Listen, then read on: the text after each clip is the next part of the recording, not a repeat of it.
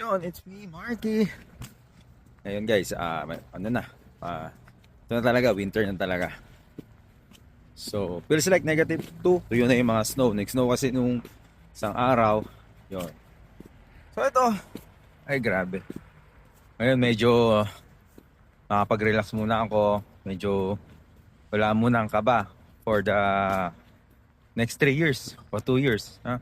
Kasi lumabas yung bago kong work permit. So, 3 years yun. So until September 30, 2028. So hopefully, bago ma-expire na naman yon, sana maka-apply na ako ng PR. So next year may mga bagong immigration plan yung Canada. So sana maging maayos na. Dito sa Alberta, magkaroon na rin ng draw. Magkaroon na rin ng draw sa sa food sector. Tapos yung baker sana makuha. Kasi nga, yun naman talaga inaantay dito eh. Kasi matagal na atang hindi nagdo-draw sa food sector dito sa Canada. Ay, sa Alberta. So, sa ibang province, syempre, iba-ibang province.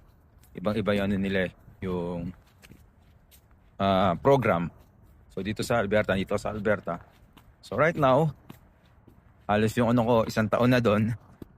Yung profile ko. So, gagawa ulit ako kasi bago na yung permit ko eh. So, ngayon talagang Ngayon talaga, andasal dito ng mga foreign worker. As of now, dati sila yung ma-PR eh. Ngayon, ma-renew lang muna. Kasi swerte yan lang talaga yung ma-renew. Dahil sa daming ang mga policy ni Canada. So, nakarang araw may bagong immigration plan na maging permanent residents, babawasan ng kalahati. Tapos sa mga worker, yung mai-issuean ng work permit, medyo bababaan. So sana bago mag 2028, maging okay lahat.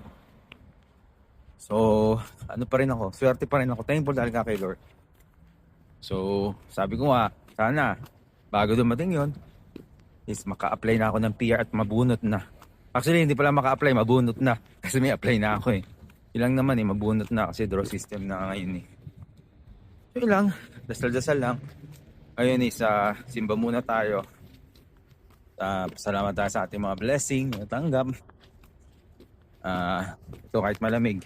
Malamig. So, ito ang sisimba sa downtown. So, tapos diretso ako sa mall. West Edmonton Mall. Mag-ano lang ako doon. Unwind lang. Isang oras lang, ikot lang. Boss, pasok na naman. Ay, grabe talaga. Thank you Lord, thank you po. Talagang yung sa mga mga umuwing TFW, talagang ako sa kanila. Nararamdaman ko kung gaano yung sakit na nila na hindi sila nakuha na lamia. Kasi nga, sa mga sa mga immigration policy. Masakit pa kung makapanood nyo pa sa TikTok. Iba, kasama pa yung pamilya eh.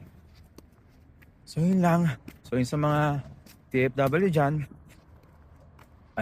keep praying lang. Keep praying lang tayo dito na maging maayos tayo dito sa Canada. At sa mga umuwi naman ng TFW, sana makabalik pa rin kayo dito sa Canada. Sana one day, lahat tayo maging PR dito kasi wala man tayo ibang pinangarap eh. Kundi maging magandang buhay, mabigyan magandang buhay ating pamilya. O sige, yun na guys. Bye-bye!